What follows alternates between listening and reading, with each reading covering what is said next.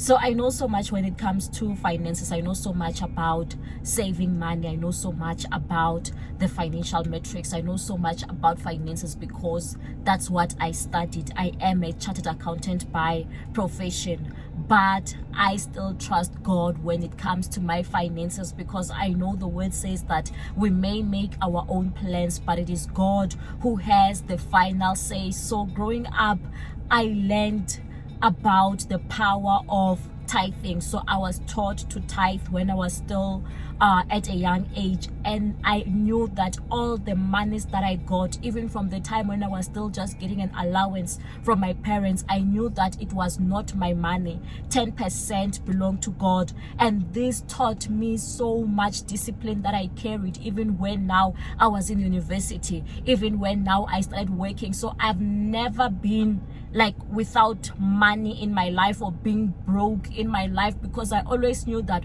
from what I'm getting, there is a 10% that has to go to God before I even pay off the bills. And guess what? I've never not paid a bill in my life because of the principles that I was taught, which taught me self-discipline. So hi guys, my name is XIREN. So today we are going to be talking about how to trust God with your finances. And if you do like this video and similar kind of content, don't forget to like and subscribe to the channel. So maybe you might be feeling like you don't have enough money.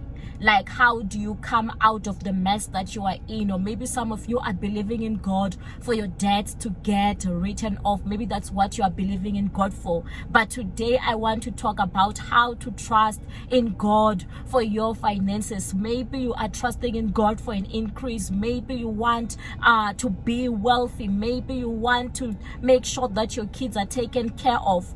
But here are some 7 tips on how to trust God with your finances. Number 1, it's important to plan your finances. Plan your finances. Yes, being Christians or trusting in God doesn't mean that you should stop planning. You should just only be led by the Spirit. You still have to plan. That is why in His word, when you read the book of Luke chapter 14 verse 28, the Bible says, "But don't begin until you count the cost. For who would begin construction of a building without first calculating the cost to see if there is enough money to finish it?" So you can already see the importance of planning. Yes, you might be trusting in God, but it's still important to plan. It's still important to assess the cost, to assess your expenses, to assess your income, to see if you will have enough money.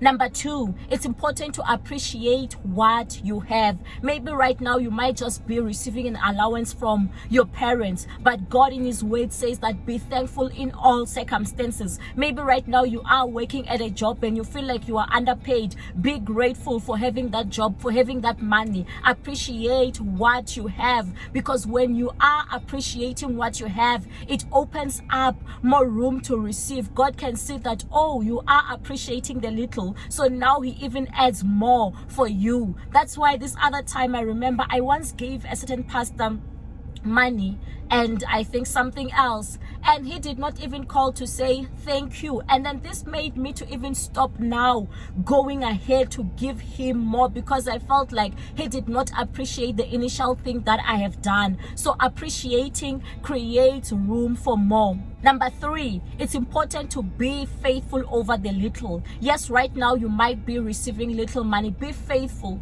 with that money. Let it go a long way. Be faithful even when people give you money. Don't steal it. Be faithful over the little. That is why when you read in the scriptures in the book of Luke chapter 16 verse 10 to 11, the Bible says, "Whoever can be trusted with very little can also be trusted with much, and whoever is dishonest with very little will also be dishonest with much." So if you have not been trustworthy in handling worldly wealth, who will trust you with true riches? So you can already see the importance of being faithful over the little. So if the Lord can see that you are faithful even in the small amount that you have, He will expand it. He will multiply it, because He knows that you will also be faithful even when you have true riches. Number 4, write down and speak your desires. For the book of Job chapter 22 verse 28, it says, "You will also declare a thing and it will be established established for you, so light will shine on your ways. So maybe if you want to make a certain revenue target or income target per year, you can write down those desires and begin to declare that you will make this amount, you will make this amount, because the things that you are declaring, they will come to pass. Number 5, read and meditate upon his scriptures that talk about wealth, that talk about provision. Read and meditate upon those scriptures, because in the Bible there are so many scriptures that are talking about God supplying all your needs, God being the author of riches. There are a lot of scriptures where you even see God now multiplying for people, making people rich and even extremely wealthy. So if you go into his word and read about his promises, read about such scriptures, now your mind will be filled with it, and you will also be able to decree such a thing, and you will also begin now to live such a life of abundance. 6, it's important to pray over your financial problems. Pray over your financial problems. When you read in the scriptures, there was a certain widow who had lost her husband, and then now the creditors were coming to take her sons as slaves, and then now she went and cried before Elisha, and she said the creditors are coming, and Elisha now began to give her a solution. Why? It's because she prayed over the matter. So even here, when you are facing those financial problems, pray over them. It's similar what that lady did. It's similar to going before the Lord. So also go before God with those financial problems. Cry to God with those financial problems. 7, take his instruction. Like this woman, this widow who had lost her husband, and then now the creditors were coming. When Elisha gave her the instruction that, what is it that you have in your house? And she said that she only just have a jar of olive oil, and he told her, go and get their containers, go and borrow containers from your neighbors. And after she was done borrowing containers from her neighbors, he told her that go and pour that jar of olive oil into all those